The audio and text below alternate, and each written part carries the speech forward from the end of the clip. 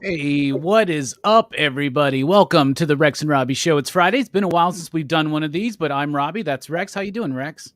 I'm doing good, buddy. I'm cramming last minute since you picked a topic that required homework.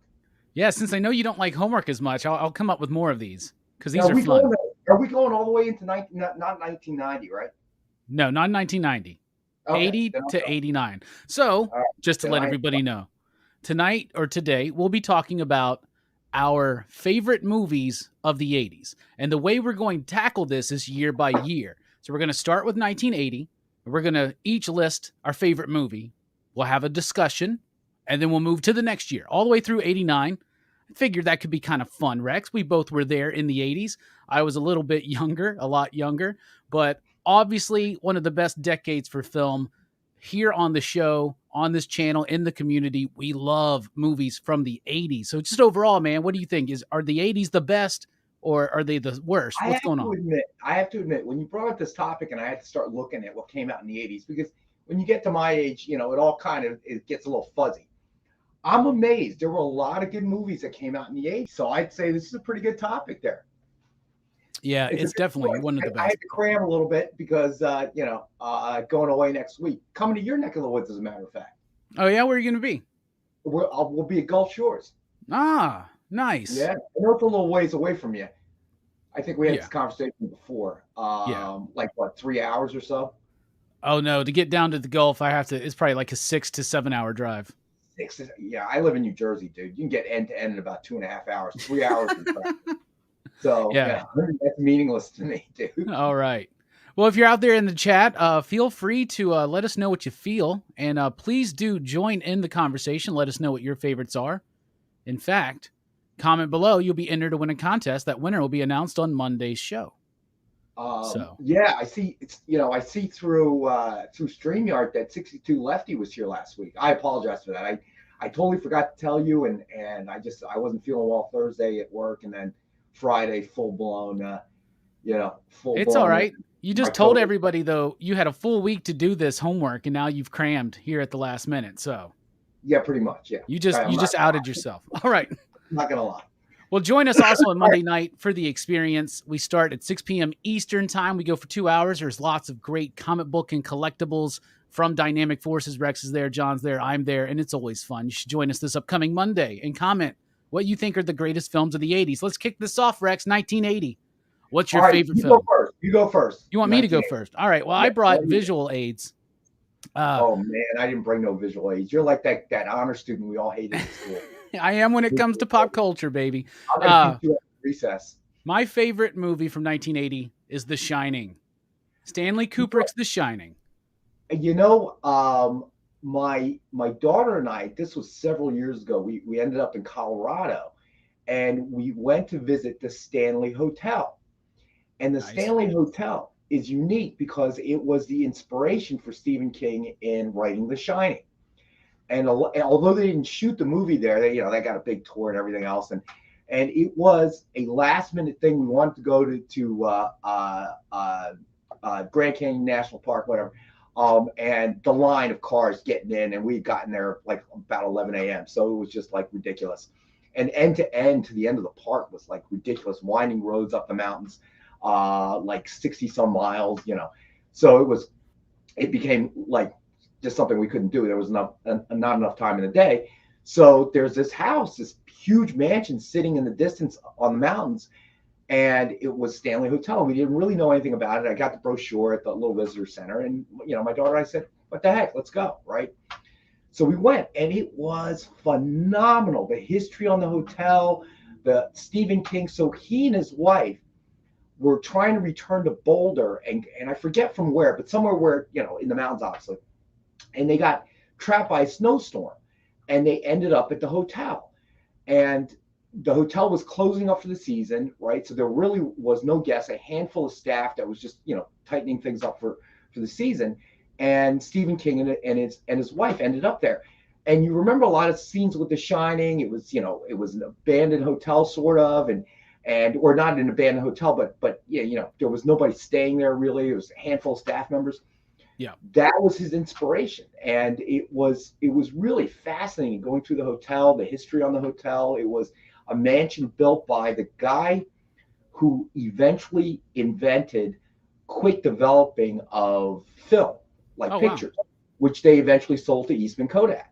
And that's how that whole thing started. So he made $1 bajillion, and he had tuberculosis, I think. And that's why he built the mansion and moved there, because of the, thinner mountain air was better for him. It actually got better.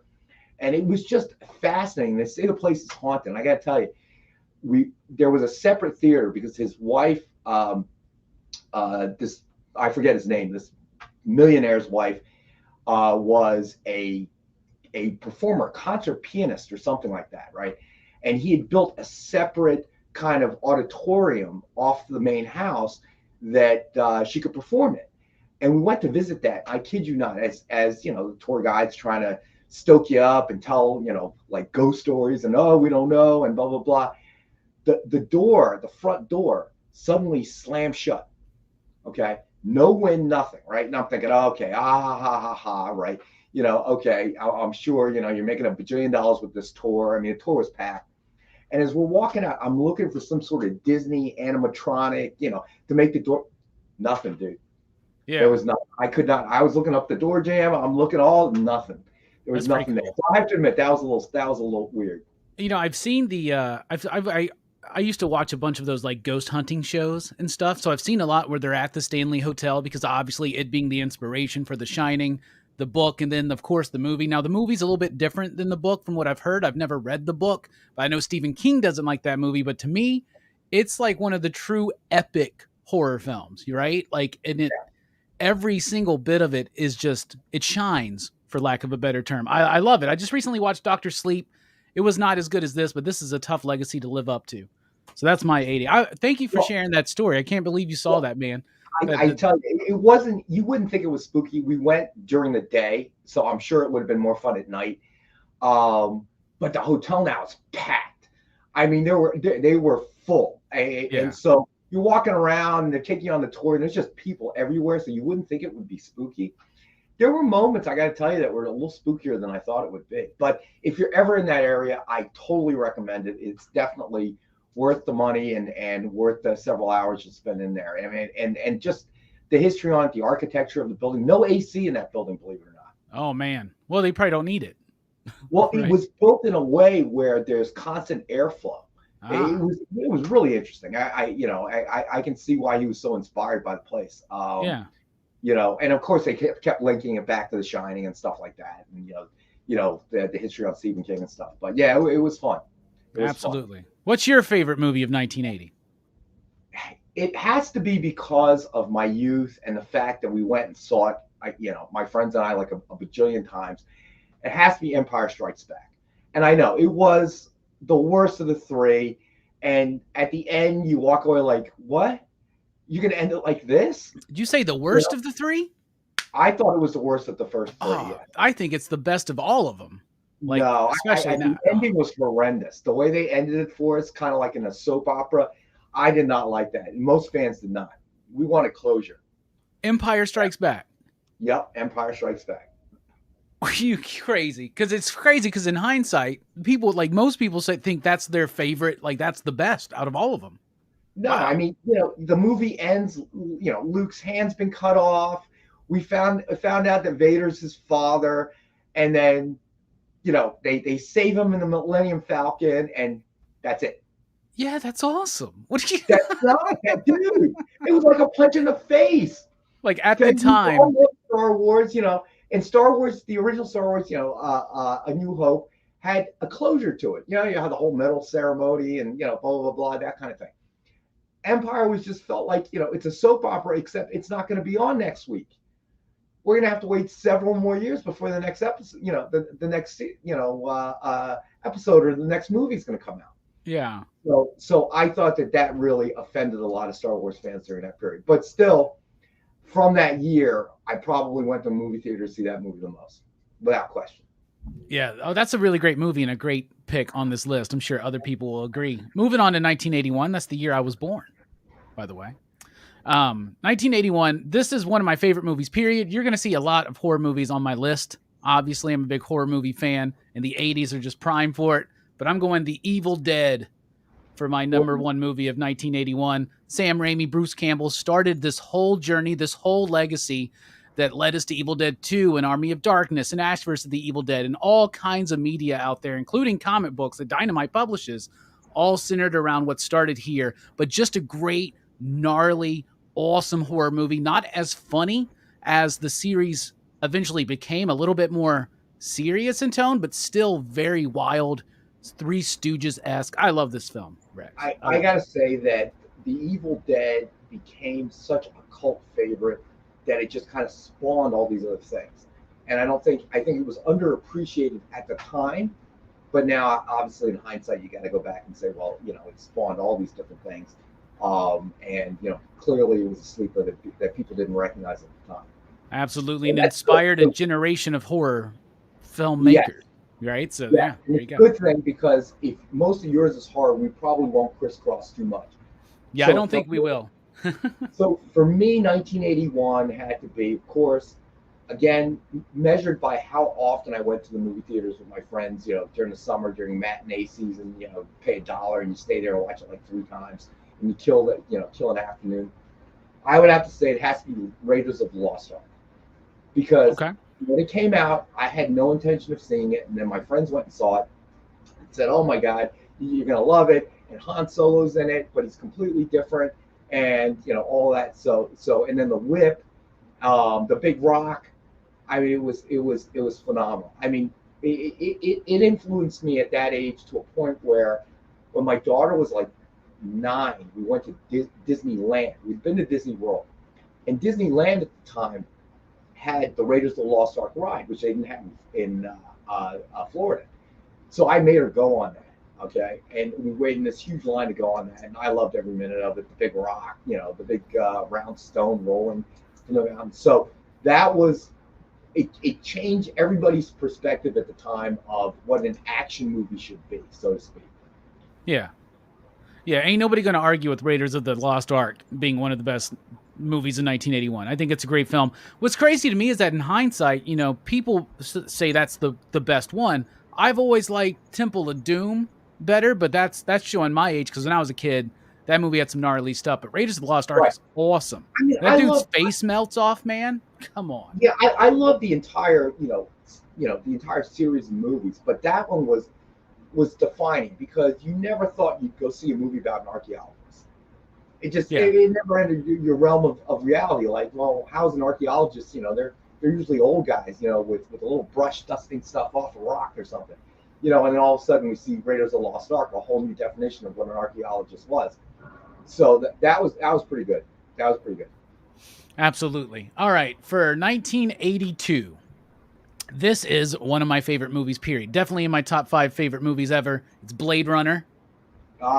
Ridley Scott's Blade Runner, my preferred version being the final cut, but it was the director's cut that I got into for the first time, right? So the final cut, I love it. I don't like the narration. That movie is great. We covered it earlier this year on PCP Movie Night. It's a very rich film with lots of great thematic material and great performances, especially from Rutger Hauer Absolutely Yes, amazing. I was going to mention that as well. He was phenomenal in that film. It was on my list, but this is that was 1982 is one of those years where I had two. It's a great Um, year. that was another defining movie, I think, when you think about Blade Runner. All these Han Solo all starts. I think my top three movies from 1980, 1982 all had Harrison Ford in them. Yeah, this is the Um, Harrison Ford era right here, isn't it? This is yeah, when he right. was That's when popping. he was super hot. Yeah, I mean, storyline itself, it was sci-fi, which I love. So it was gritty. Again, and Amy's going to kill me. I just didn't like the recent Blade Runner movie. Yeah, me I neither. felt it didn't move at the same pace.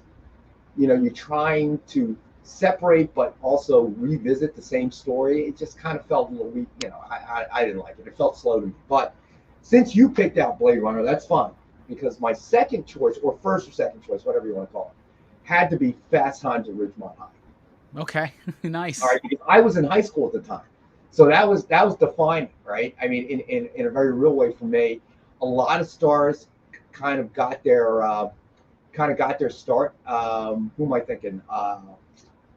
Oh, Well, like shoot, Phoebe Cates and Phoebe Cates, but no, the biggest star to come out of that, well, there was Judge Reinhold. Yeah, Reinhold, but that's not who I'm thinking of. I'm thinking of Spicoli. Oh, Sean Penn. I was like, Yeah, why did I forget? the biggest star to come out of that group. Yeah, you're right. You're right. So, and Nicolas he Cage never is in that played that movie. kind He's of one of character Spicoli's again. friends, I think. Yeah, he never played that kind of character again. Mr. Hand, the old actor from TV. He was in Dragnet, right? Back in the day, wasn't he? I know. Was it Dragnet? No, it was My Favorite Martian. I remember him in that. Okay. I Okay. don't know if he was in Dragnet, but I can't recall his name. But yeah, that was like that kind of high school teenage movie that you were in high school and teenager. You had to watch the movie. Oh, I love that movie. I love that movie so much. I grew up watching that movie like all the time for some reason. I guess my mom and my stepdad really, really liked it, but I can't even imagine what it was like being in high school when that movie dropped. I guess it would be like in the 90s, those kind of movies didn't really exist. So for me, it's kind of like Can't Hardly Wait and American Pie. Those movies came out when I was in high school. We Right, remember right, those, right? yeah, right. I And watched those and I liked them, but at that point I was in high school anymore, so it had. I guess you kind of see it from a different perspective. But yeah, this one was, I'm firmly in high school, so yeah, that's good. That's a good pick. BJ wants to know what's the difference between horror and Eastern, like, okay, horror. What's the difference between Western horror and yeah. Asian horror? I don't know, but in my experience, Asian horror really seems to focus on hair. So if anything, it's probably more of a culture of what fear represents in Asian cultures, like folklore and stuff like that. So they probably lean heavier into that. Well, I think the difference is that Asian horror probably will usually deal with legendary type of characters, if you know what I mean, based out of history. Yeah. Where Western horror, I feel like, tends to be more current, more today, sort of. Like this could happen tomorrow type of thing. Yeah. But I mean, that's just a general rule. That's not a hard and fast rule, I would say. Daniel with two cool picks here, man. Raging Bull in 1980 and Do the Right Thing in 89. Raging Bull, phenomenal movie. That was De Niro, right? Yes, De Niro, Scorsese, and then Yeah, Do the Right Thing, Spike Lee. And Scorsese and Spike Lee, two of the biggest filmmakers of that era from New York, right? Yes. So there you go. Yeah. All right, we're on 83 now, right? Yes. All right, I'm curious to see what yours is going to be, because you said that this one was a little bit more difficult. But for me, I'm going Videodrome, David Cronenberg, James Wood.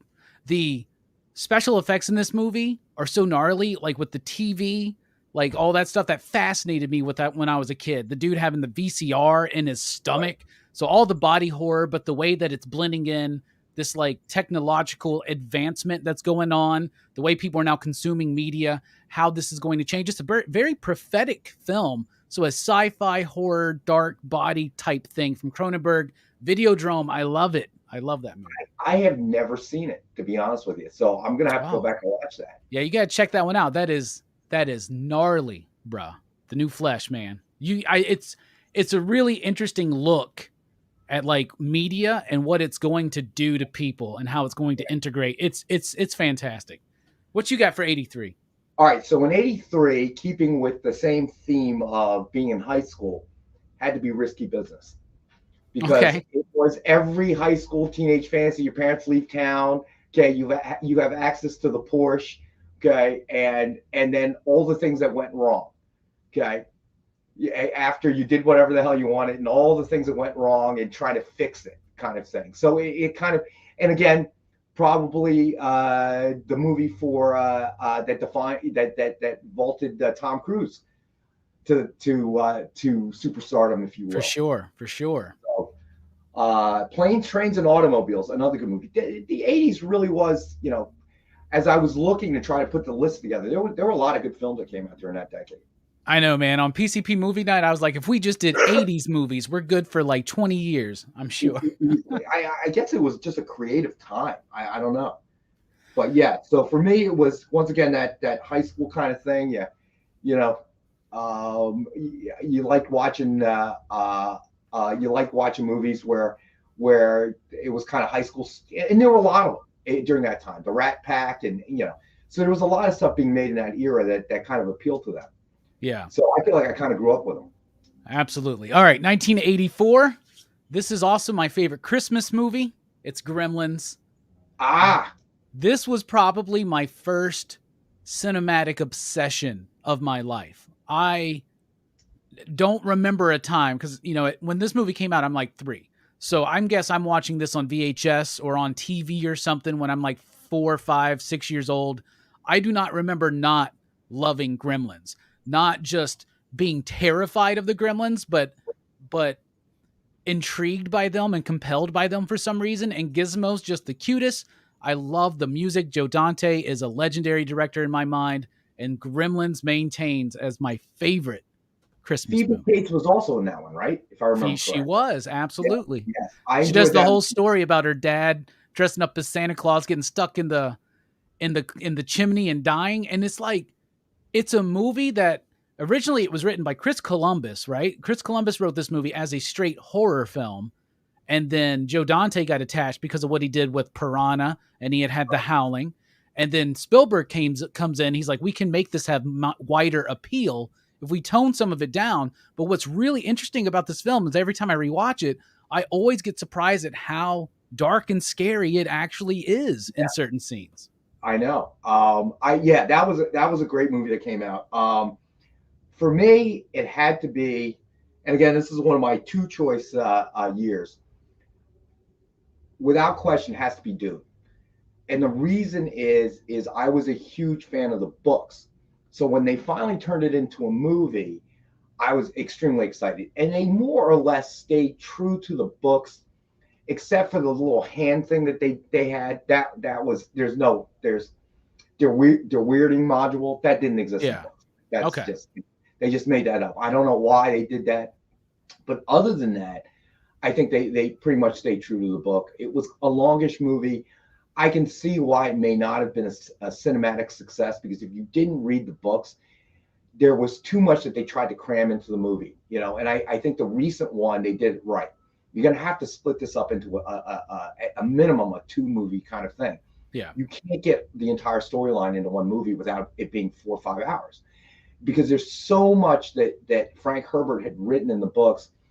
So much of it was not dialogue, but thoughts. And I think that the first movie struggled with how to translate the thoughts. So there's a lot of people thinking in the movie, and you hear the dialogue. Yeah. So it was kind of a straight way, but it was a series of books that I absolutely loved and adored, put to film. So it had to be my favorite movie. And for its time, those special effects were top notch. And I think a lot of it still holds up, actually. I agree. The still suits were good. I think they did a lot of things, and it had that epic dramatic effect. Even the ending credits with the waves, the tidal waves rolling and breaking against the beach. It just had this kind of epic sort of feel to it. And again, I love the book, so I was an easy sell.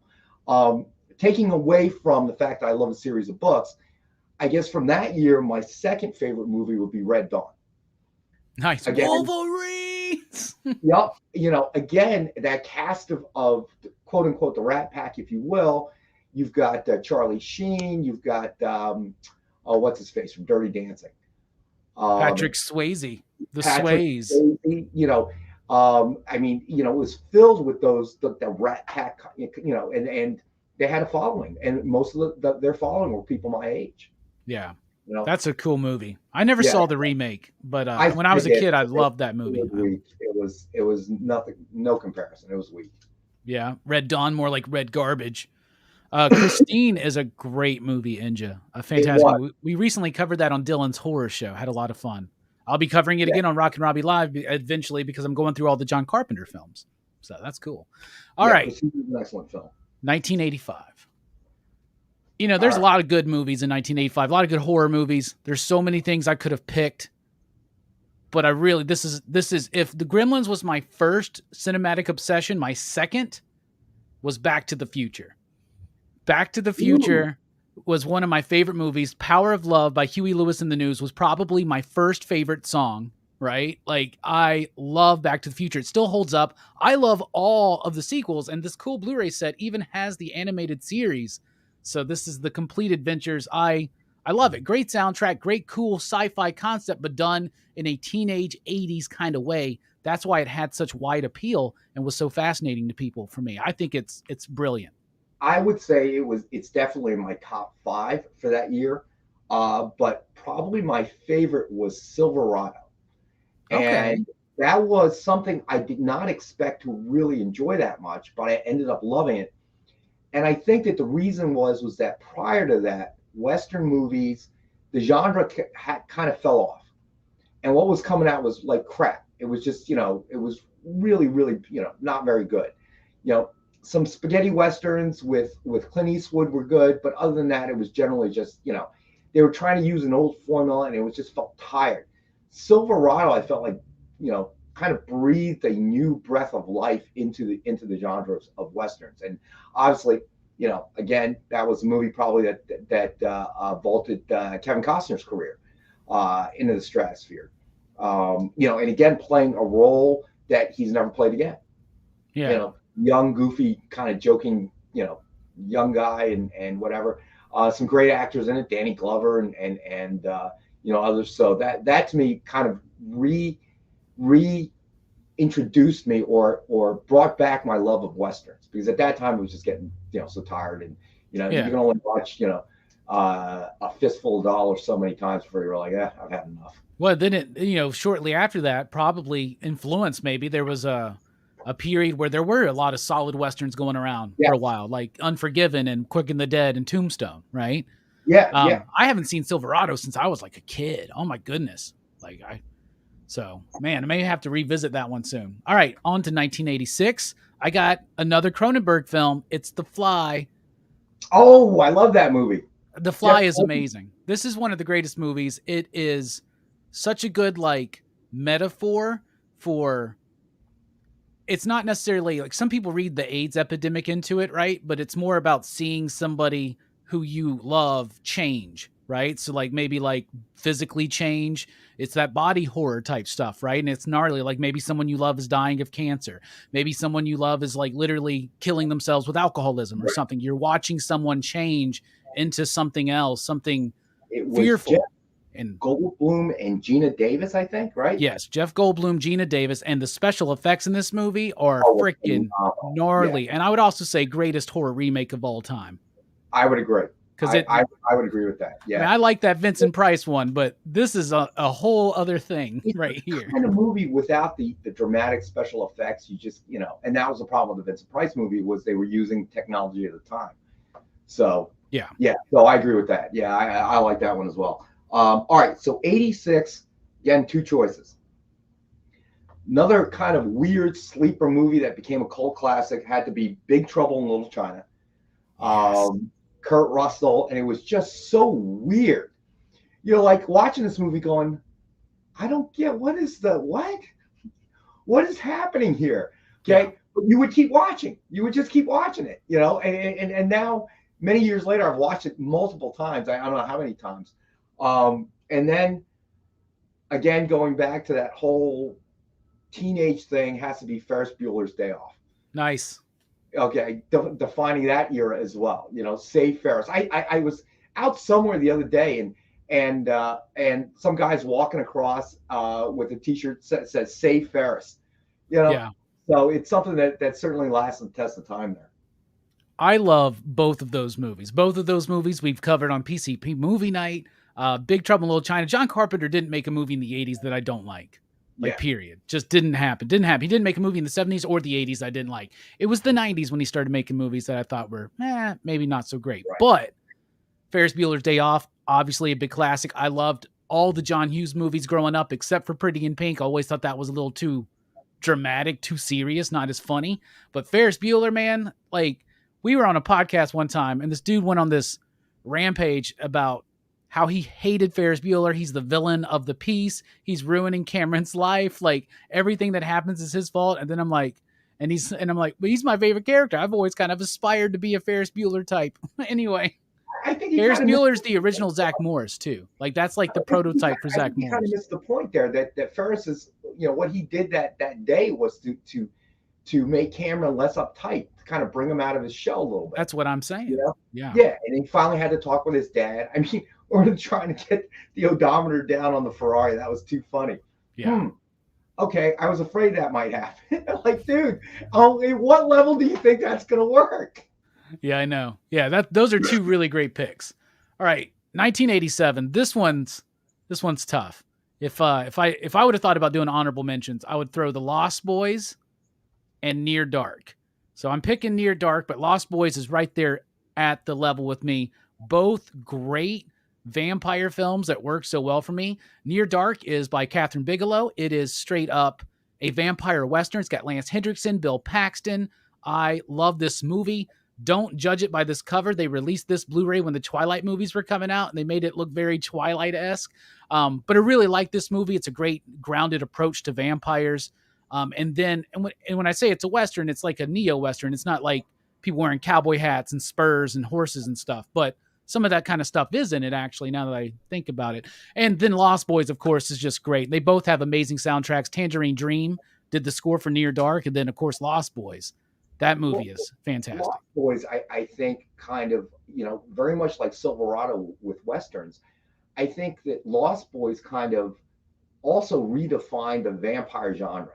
Okay, it wasn't a single vampire. It wasn't, a kind of a Dracula-esque kind of vampire movie. So like what Fright Night was, right? Like, you have your Fright Nights, you have your My Best Friend's a Vampire. We're dealing with one, but this is a pack of vampires and a whole town. Exactly. And I think it went on to inspire other, it changed the genre. Interview with a Vampire, where all of a sudden you're thinking you're creating a culture, a society of vampires, that they really exist, not just one or two here and there, but as a society, they live amongst us, kind of thing. And you ended up seeing that in so many, later vampire movies. Blade, obviously. What's the one with, oh my gosh, I can't remember anybody's name. But anyway, okay. I know I'm getting old. I was trying to help you out, but you didn't give me anything. You just said, what's the one with? A lot of guns shooting. I can't remember the title. You think of Underworld? Yes, Underworld. Okay. Yes. So it kind of changed the way that went. So I really enjoyed that as well. All right. So for me, what year are we on? 87. 87. Had to be RoboCop. Nice. Had to be RoboCop. It just was enough action and enough tongue in cheek. You know what I mean? After the mass killing the CEO, just walks over the dead body and, just steps right over, and they're talking about what they're going to do after. And they're talking about lawsuits. And I think the assistant goes, well, the dead ones won't. So, and the CEO turns around and goes, they've got families. They always have families, So it was so tongue in cheek that I really enjoyed it. The way that the bad guy died in that movie, when CEO fires him, you're fired. Yeah. It's like great. Dude, and just Peter Weller's fantastic in the role too. I Yes. remember being really disturbed by that movie as a kid because it's rather violent, but that was a movie that kids like freely watched. Like, even though it was a rated R film, like there was no problem with kids being into it. They eventually kidified it up a little bit by Robocop 3, and they had a Yeah. toy line and I think a cartoon or whatnot. But I was into Robocop. I had the toys. I loved it. Loved that movie. Practical effects, great concepts, original ideas. That's what defined some of these movies in the 80s and make them stand that test of time, man. I agree. I agree. All right, So, 1988. I'm going John Carpenter. I'm going They Live. The inspiration for the Teen Dog Shades nights, y'all. You got Rowdy Roddy Piper. You got Keith David. You got John Carpenter together making this fantastic movie. This is the one, if you don't remember, where he's just there to, he puts on the glasses and he can see that our society's run by aliens that are just making everybody just consume and obey and submit, and all these hidden messages, subliminal messages. And it's got such an epic, awesome freaking fight between Piper and Keith David that just lasts forever and ever. The music's got this like bluesy twang to it. It's one of my favorite John Carpenter scores, kind of underappreciated because it's not much like some of his typical ones. Love this movie, man. I'm just here to kick ass, chew bubble gum, and watch They Live. You know, I thought Piper did a good job, and was kind of shocked that it really didn't take off after that. You know, because his acting career really didn't vault, because I thought he did a good job. I thought it was a good script. It was interesting concept. For me, has to be what I think was Robin Williams' best role, Good Morning Vietnam. You know, he played a serious character, but there were moments of extreme fun. I think it was a period of time where the country could go back and look at the Vietnam War without, the kind of extremes that people viewed the war during the war. And yeah, I thought it was probably one of his best roles ever. I remember watching that movie when I was a kid and being taken aback that it wasn't all straight comedy, and I was confused by it, and I didn't appreciate it till I kind of got into high school and then understood it. And then by that point, Robin Williams is winning an Academy Award, right? And so we're getting used to the idea now of him doing these dramatic roles. But in that era, Good Morning Vietnam, Dead Poet Society, those are movies that really cemented that to me, even at a young age. Comedian anymore, Yeah. True, so to speak. And that's what we see. A lot of people take that route. Tom Hanks, Robin Williams, Jim Carrey.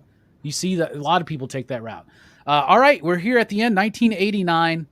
If anybody knows us here at Pop Culture Philosophers, you know that we got to give a mighty hearty station to Bill and Ted's Excellent Adventure, my favorite movie of 1989. By 1989, a lot of the horror films have gone a little soft, though there are things like Society out there that rock. But Bill and Ted's Excellent Adventure, such a fun movie, amazing performances by both Keanu Reeves and Alex Winter and everybody else involved. We're obsessed with Bill and Ted here on this channel, and it all starts with this first movie. Come on. I love it. It made my list as well. Nice. Keanu Reeves launched him, and he never played a role like that again until the remake, obviously. I thought it was hilarious, the two of them. It was just comical. Yeah, it kept me laughing. But I did have a second choice, figuring that this would be your choice. It was so obvious, wasn't it, that I was going to pick it? It has to be Roadhouse. That was a great Patrick Swayze movie. Good soundtrack, lots of music. It wasn't, it was a popcorn movie. It wasn't something that was intellectually deep. You didn't have to think about it. It's just a lot of fighting, a lot of, be nice until it's time to not be nice kind of thing. Sam Elliott was in it. It just was a simple beat 'em up, knock 'em down kind of story. That is such a fun movie. I grew up hating that movie because my mom always watched Dirty Dancing. My stepdad always watched Roadhouse. And I was just like, I'm over this Patrick Swayze garbage, man. Like, I don't want it, right? But man, I revisited it like a couple years ago because we had Bueller on the show, because that's one of Bueller's favorite movies is Roadhouse. So I rewatched it and immediately went out and bought the Blu-ray. That movie is awesome. That movie is so macho and so just rad, and it's so fun to bring some friends over, crack open some beers, have some pizza, and watch Roadhouse. And it wasn't particularly long either, It just kept things kind of simple and, bad guys, good guys, and here we are. Even the movies we listed, even the ones that are technically long, don't feel long. See, in the 80s, they didn't feel like they had to like make every movie 3 hours long. You don't need a 3 hour long Batman movie. You don't need a 2.5 hour long comedy. You know what I'm saying? Anyway. Agreed. Some good picks, man. Man, we could do this all. Like you said, with the material in the 80s, I can think of other movies that I could fill those years with, Absolutely. Absolutely. Well, Rex, thank you for joining us. Really do appreciate it. It's been a fun, been a fun topic. Everybody be sure to comment and let us know what your favorite movies of the 80s are. And thank you for everybody here in the live chat. And of course, we'll draw a winner from all these comments on Monday night over at the EXP. Be sure to join us. I guess that's it for today then, Rex, right? I think so. Oh, don't forget, Nick's going to be on tonight on The Experience from 7 to 8 original art. That's right. Don't forget to miss that. And then tomorrow night, Dylan's Horror Show, we're talking about the Ninth Configuration, William Peter Blatty film, first time watching, very interesting. And then Monday night, PCP Movie Night Action Fest, The French Connection. Cannot wait to check. One of my favorites. That's a great one, man. Yeah, you ever been to Poughkeepsie? Did you pick your feet in Poughkeepsie? Anyway, we're dipping out, everybody. Thanks for joining us.